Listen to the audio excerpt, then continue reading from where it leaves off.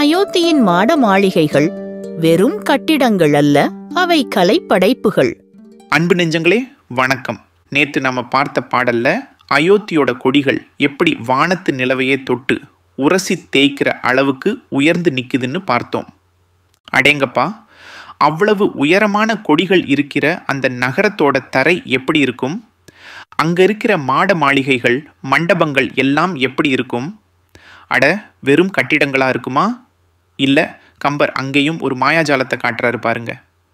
பொன்தினி மண்டபம் அல்ல, பூத்தொடர். மன்றுகள் அல்லன மாட மாளிகை. குன்றுகள் அல்லன மணிசை குட்டிமம். முன்றில்கள் அல்லன முத்தின் பந்தரே. பொன் திணி மண்டபம் அல்ல, பூத்தொடர் மன்றுகள். முதல்ல கம்பர் சொல்றாரு, அங்க வெறும் பொன்னாலேயே நிறைஞ்ச மண்டபங்கள் மட்டும் இல்லையாம். பொன்னால கட்டி பொன்னை இழைச்சு செஞ்ச மண்டபங்கள் இருக்கு. ஆனா அது மட்டும் இல்லை, அதை தாண்டி பூக்களாலேயே தொடுக்கப்பட்ட, மலர்களாலேயே அலங்கரிக்கப்பட்ட அழகான பொது மன்றங்களும் பூத்தொடர் மன்றுகள் அங்க இருக்குதாம். பாருங்க, வெறும் செல்வம் மட்டும் இல்லை, இயற்கையோட அழகும் சேர்ந்திருக்கு அந்த நகரத்துல. அல்லன்னு சொல்றது, அது இல்லை அன்னு இல்லை, அது மட்டும் இல்லை இதுவும் இருக்குன்னு சொல்றதுக்கு இது கம்பரோட அழகு, அல்லன மாட மாளிகை. சரி, இந்த மாதிரி பொது மன்றங்கள் மட்டும்தான் இருக்கா? இல்லையாம். அது மட்டும் இல்லாம அடுக்கடுக்கான மாட மாளிகைகள், அதாவது மேல்தளங்களோடு கூடிய பெரிய பெரிய அரண்மனைகள், மாட மாளிகை அங்க நிறைஞ்சிருக்குதாம்.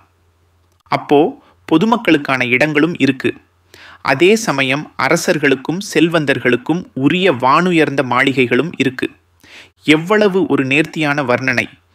குன்றுகள் அல்லன்ன மணிசை குட்டிமம். அடுத்ததா, அந்த மாளிகைகளுக்கு முன்னாடி என்ன இருக்கு? சில மாளிகைகள் முன்னாடி அழகுக்காக சின்னதா மலை மாதிரி செய்குன்றுகள் கட்டி வச்சிருப்பாங்க. ஆனா அங்க அது மட்டும் இல்லையாம். அந்த மாதிரி செயற்கை குன்றுகளோடு சேர்த்து விலை மதிப்பில்லாத இரத்தின கற்களை பதிச்சு செஞ்ச முற்றங்கள், மணிசை குட்டிமம் இருக்குதாம். கற்பனை பண்ணி பாருங்க, தரை முழுக்க மாணிக்கம், வைரம், மரகதம்னு பதிச்சு வச்சிருந்தா எப்படி இருக்கும்? அந்த இடமே ஒளி வீசுமே. குட்டிமம்னா அழகாக தளம் அமைக்கப்பட்ட முற்றம். முன்றில்கள் அல்லன முத்தின் பந்தரே. கடைசியா அந்த வீட்டு முற்றங்கள், முன்றில்கள் எப்படி இருக்கு? அது சாதாரண முற்றங்கள் இல்லையாம். முற்றங்களுக்கு மேல வெயில் படாம இருக்க பந்தல் போடுவாங்க இல்லையா?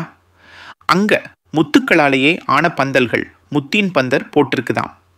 அடடா, என்ன ஒரு கற்பனை, என்ன ஒரு செல்வம், என்ன ஒரு அழகு! தங்கம், பூக்கள், மாளிகைகள், ரத்தினங்கள், முத்துக்கள்.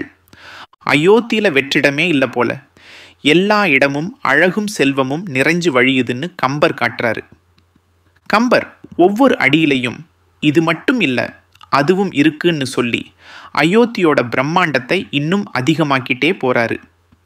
வெறும் தங்க நகரம்னு சொல்லாம பூக்களும் ரத்தினங்களும் முத்துக்களும் கலந்த ஒரு கனவுலகமா அயோத்தியை நம்ம கண் முன்னாடி கொண்டு வந்து நிறுத்துறாரு. இது வெறும் வர்ணனை இல்லைங்க, இது ஒரு அனுபவம். கம்பர் நம்ம கையை பிடிச்சு அயோத்தியோட வீதிகளுக்குள்ள கூட்டிட்டு போய் ஒவ்வொரு இடமா சுத்தி காட்டுற மாதிரி இருக்கு. அந்த நகரத்தோட செல்வச் செழிப்பை, கலை நயத்தை, அழகை இதை விட சிறப்பா யாராவது சொல்ல முடியுமா? நினைத்து பாருங்கள், அந்த முத்து பந்தலின் கீழே நின்றால் எப்படி இருக்கும்? அந்த மணி பதித்த தரையில் நடந்தால் எப்படி இருக்கும்? கம்பர் நம்மை அந்த உலகத்திற்கே அழைத்து சென்று விடுகிறார் அல்லவா? அதுதான் அவருடைய கவித்திறன்.